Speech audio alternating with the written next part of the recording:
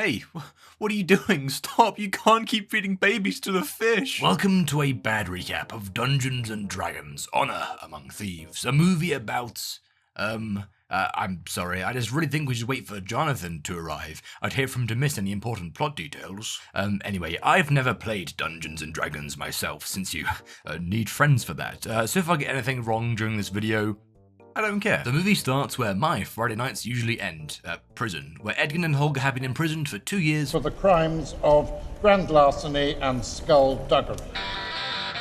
They're applying to be pardoned for their crimes because they weren't even that bad, so Edkin gives a bad recap of his past. He was once a harper, part of a guild who strived to do good things while asking for nothing in return. One of his duties as a harper was to bring red wizards to justice.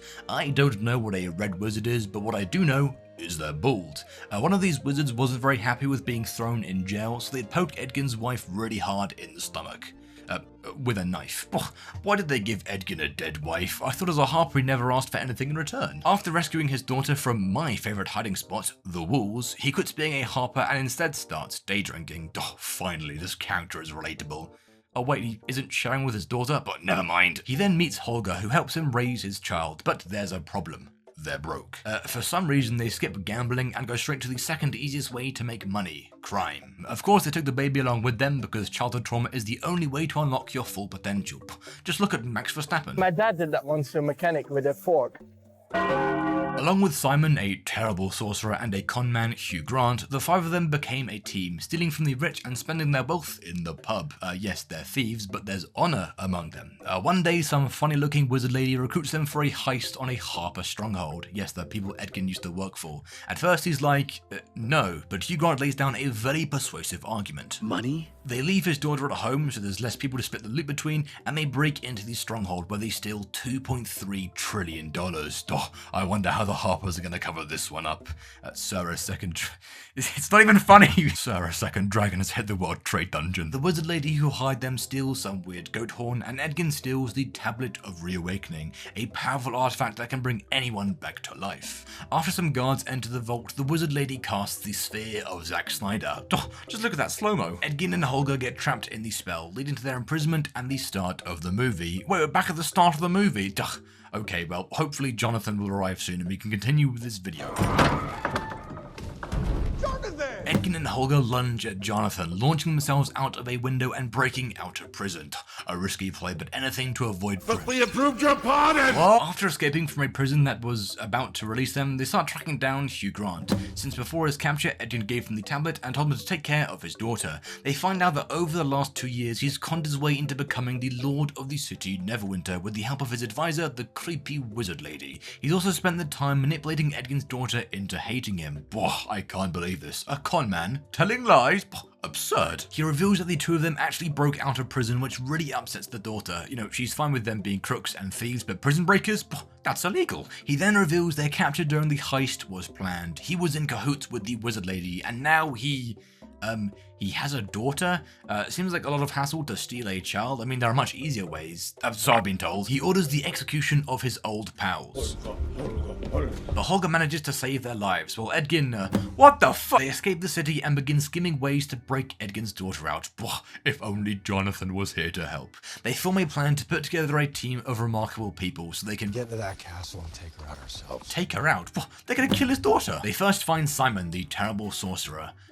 Somehow, he's being attacked by some villagers for stealing their valuables. Damn, if only he had some magic to save himself from this situation. They fly now? He lands in Holger's lap, I'm assuming a very soft landing for a fall of that height, and the three of them leave. They then decide they need the help of a druid, a shapeshifter, to sneak into the castle and find out what magical defenses are in place. Meet Doric the druid, who is... well, I think Hideo Kojima put it best. She knows Simon from when they used to get freaky. And by get freaky, I mean they went on one date and Simon's personality made her feel sad. Relatable. She's initially skeptical about teaming up with humans, claiming, I find you to be hateful and selfish. Hell yeah, that's me. But after Edgin explains that we're taking down Hugh Grant, she joins the team, since he's been doing deforestation and stuff, and that's not swag. Back with the wizard lady, she removes her shower cap to reveal...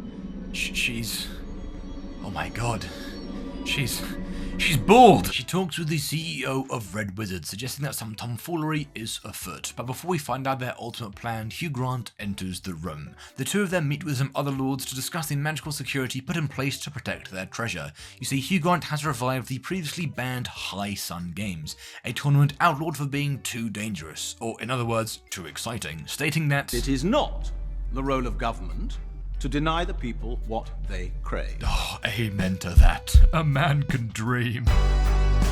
Hugh Grant wants these rich men to store their treasure in his vault, not a euphemism, so they can use it to bet on the tournament. But their meeting is interrupted when the wizard lady notices a fly on the chandelier. This turns out to be Doric, who spied on the meeting to find out what magical seal was used on the vault. After she escapes using her shapeshifting, she tells the team everything, including the fact that the wizard lady is actually a red wizard lady, and that she's enchanted the vault with the most powerful protection spell. The only way to counter the spell would be to use the Helm of Disjunction, a relic long thought to be lost. So the mission now is to use magic to revive some skeletons from 1000 years ago to talk to them about an ancient battle over possession of the helm to find out where it went. They piece together the history of the battle by talking to multiple dead people.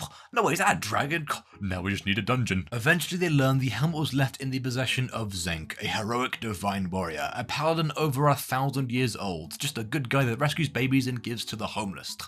Everything I stand against. After somehow finding him, the team asks him where he left the helmet, claiming their intentions with it are purely noble. That, robbing someone. He does agree to help them after learning the person they're stealing from is teamed with a red wizard. Oh, time for a history lesson. Long before time had a name, the first Spinjitzu master created Ninjago. Back in ye olde days, red wizards were just chill dudes, until one of them decided to commit some tomfoolery. Using a horn that looks very familiar, he claimed the souls of an entire city, turning them into an army of the undead. Damn, I wonder what a red wizard? What? I wonder what a red wizard with the same horn is planning to do in a city that's about to explode in population due to the revival of a famous tournament.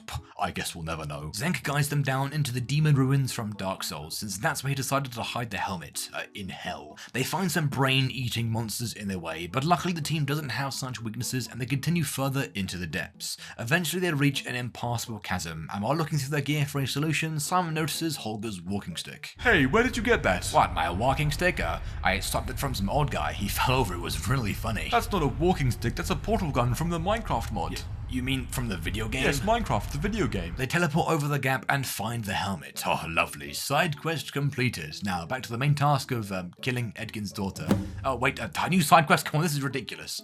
This one just says, survive? These are assassins sent by the Red Wizard Lady to do assassin things. Luckily, Zenk is super powerful and handsome, so makes quick work of the undead warriors. Wait, undead? Since they can't eliminate them, the crew instead runs away, but finds their path blocked by a... Wow, another dragon. If I don't see a dungeon soon, I'm gonna start throwing shit. The dragon chases our crew of thieves, and Zenk, but not before eating the undead assassins. Oh, that's not gonna sit right in his stomach. After a long chase, the dragon pins them in a dead-end cave. With no way out and water quickly gushing in, Simon uses that one trick from How to Train Your Dragon to blow a hole in the ceiling so they can escape. On a nearby beach, Zenk bids the team a farewell because he's got other stuff to do. You know, he's gotta go save all those orphanages that I set on fire. Once again, a new side quest presents itself, as Simon must now attune to the helmet so he can use it. Basically, he has to prove to a schizophrenic vision of his great-great-grandpa that he's worthy of wielding the helmet's power. Now, as previously mentioned, he's a terrible sorcerer, so every attempt is met with a dropkick across the beach. He spends the next few hours repeatedly trying to attune, eventually giving up because he's lazy. This crushes the team morale. Nice one, Simon. With no way to get into the vault, there's no way to take down Hugh Grant. At this point, Edgin breaks down and reveals the greatest plot twist in cinematic history. Want to know who really killed my wife? I did. I can't believe this. He killed his own wife. This really adds such depth and trauma to the... Wait, do you think he means it metaphorically? Oh, he means it metaphorically, no! His own greed caused him to steal a red wizard's treasure, which they mark, which is how they knew where Edgin lived and found his wife. Oh, I too was once a victim of my own greed. How was I supposed to know breaking and entering was illegal? The team then comes up with a new plan to sneak inside the vault. Using Simon's portal gun that I guess he's just stolen from Holger, they place a portal on a painting that they pay for? What the hell, guys? What's that about? They then sneak the painting into a carriage that is taking treasure to the vault. This is kind of like in Minecraft where you hide a secret base behind a painting, only in this example you're hiding a secret base inside your friend's base so you can I don't know. Anyway, they make their way to Neverwinter where the High Sun Games are starting. Hundreds of citizens are flooding into the arena and dozens of rich lords have handed their wealth over to Hugh Grant. Hey, I recognize that painting.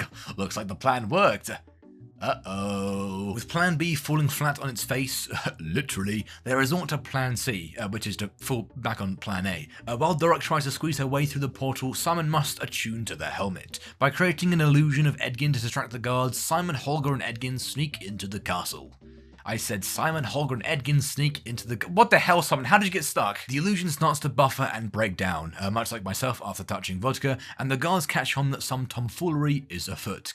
Nice one, guys. Maybe if Edgin played Wonderball, this wouldn't have happened. Holger stays behind to buy the others some time by murdering innocent castle guards. Well, there doesn't seem to be much honor among this thief. Simon makes it to the vault and attempts to attune. He greets his ancestor, who is once again very stubborn about letting him use the helmet. Simon tries to bribe the old man with the same type of sandwiches I donate to the local orphanage each week. Doing this allows him to finally attune to the helmet, giving us all a valuable lesson that if you ever want something really, really bad, just punch an old person. Simon uses the helmet to enter the vault, and Dorok shifts into a worm to squeeze through a gap. Oh, how lovely. The two of them can high-five or something. Wait, why are they in different places? It turns out that Hugh Grant, a con man, was lying.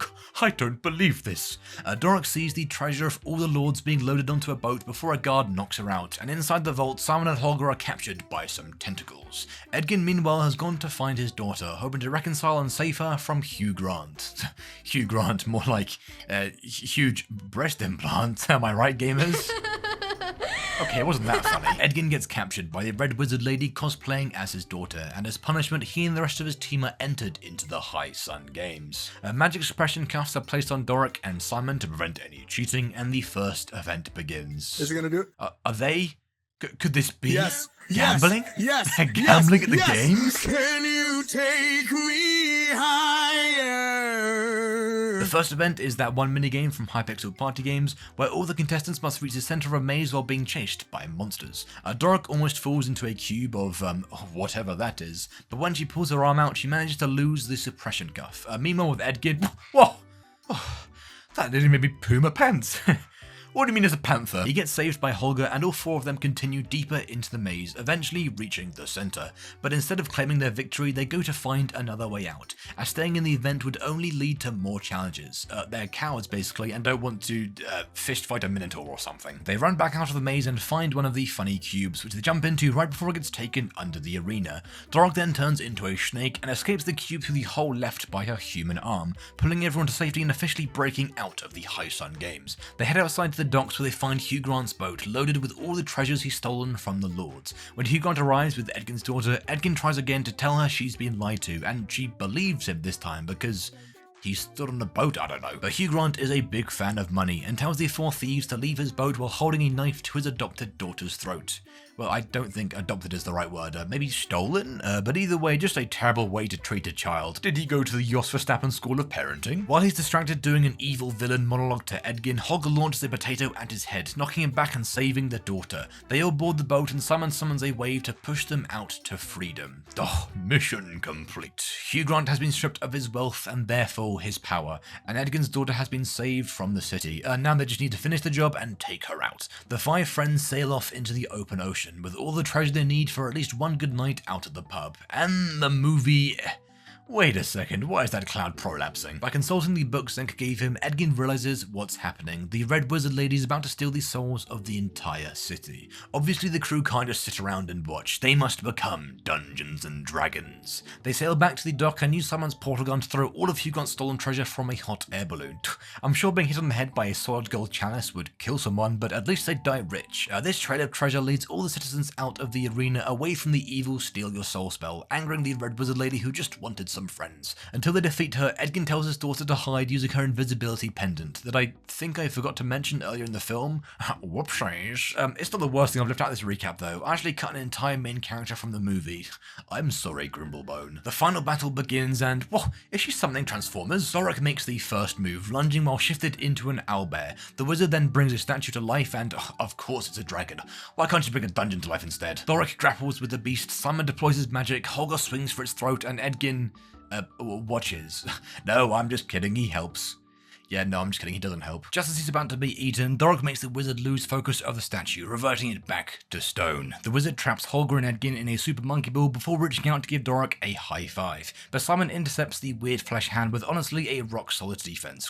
Have to hand it to him. Once Holger and Edgin quit balling, all four of them attack the wizard. Look, even Edgin is helping, but she's just too powerful. Eventually, she once again casts the sphere of Zack Snyder and freezes all of them. She does a classic villain monologue, mostly just calling Hugh Grant an idiot, a bit rude, but once she's face to face with Edgin, he reveals that he's faking it. It turns out someone managed to counteract the spell at the last moment, and now that she's distracted, Edgin's daughter appears and slaps a magic suppression cuff on her. Dorog uses the same technique I used to put my son to sleep, officially defeating the Red Wizard. Oh, how lovely. Everyone is happy, and there are finally no more side quests.